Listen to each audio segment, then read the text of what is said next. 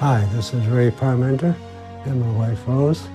I want to go back from my first visit with the Christian Missionary Alliance Church, and that was in 1959, and I had just moved to Greenfield, Mass. 2 days after that, there was Sunday morning when I had someone at the door, and there was several young people my age, mostly girls, knocking on the door wanting to know would I like to come to their youth program.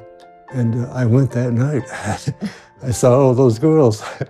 But once I got to know people there, that's when my first step into taking Christ as my Savior. So from 1959, I've been with the Alliance Church, and they have different names for them now, but it's all the same. Something I think about quite often, that if I hadn't have moved there, which was that was something way out of line because of all the different problems in the family, and it worked out very good for most of us. And of course, then we moved when I went in the military, and I had met Rose. When I was halfway through it, I got the medical discharge. I depended on Rose to help me. But it was a real good life for me from the time that I accepted Christ as my Savior. And I wasn't a perfect person after that, but I certainly was working at it and thinking more of it. Oh no, if it wasn't for the pastors and for the governing boards and the people that surround you, whether you're new or you've been there for a while, they always keep you backed up and always looking to see what they can do to help if you need it, or they can come to me and ask me if I could help. And it was just a pleasure since 1959 right on up. I hope I got more years to come yet. Your turn. Okay, my turn. When we moved to Florida, it was 1986. And we had friends that lived in Port Orange that we had gone to church with always in Greenfield, Massachusetts. They went to the Daytona Alliance Church, so we joined them, although we lived in Edgewater. We stayed for 5 years, and Raymond Jr. had already changed to the Edgewater Alliance Church with the youth group. And then he was off at college, and I said to Raymond, we need to go to church in Edgewater, because if I go in the store, I don't know anybody, because everybody we know from church, and there was quite a few people, were all up Port Orange and Daytona. So we decided that we'd switch, and we did, and we got busy. Raymond worked with deacons and you worked in the gym when it was a gym, Yeah. Working with the kids. And Basketball court. yeah, basketball. And I worked with the deaconesses and Sunday school, and I worked with the little kids. And Greg Hunter had like an Awana group on Sunday nights, and we both worked with that. We just got to know people, and when I was taking sign language classes, they didn't have any place for us anyplace in town, so the Alliance took us in and let us have our classes there for several years. Whatever they can do to help, they always come through for the community.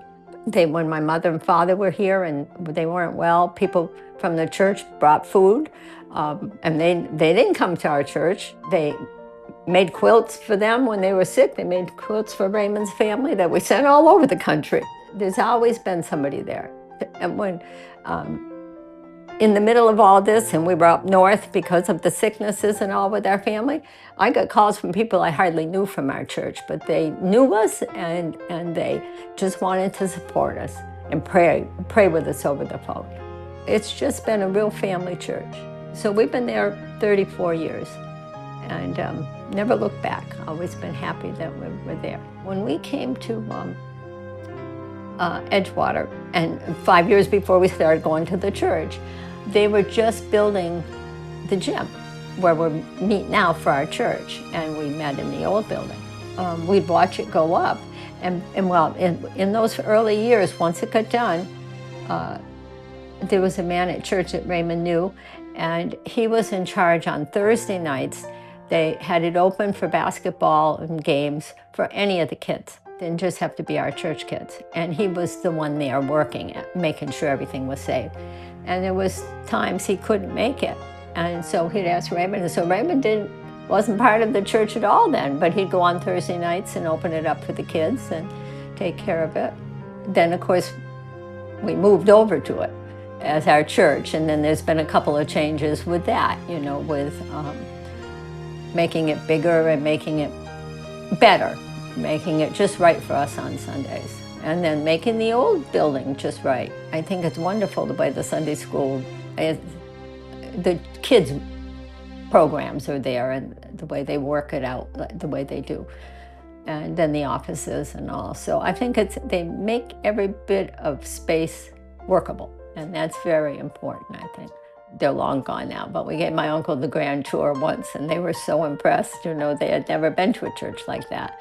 And my sister and her husband, we took them all around so they could see it. And we were just proud of it, like you are of your own home. That's about it. We were married in the Alliance Church, and our son was part of the cradle roll in the Alliance Church 55 years ago. I was raised in another church, but when I met Raymond, I started with Alliance. It's been a big part of our life. No regrets. Yeah, no regrets. No regrets, no.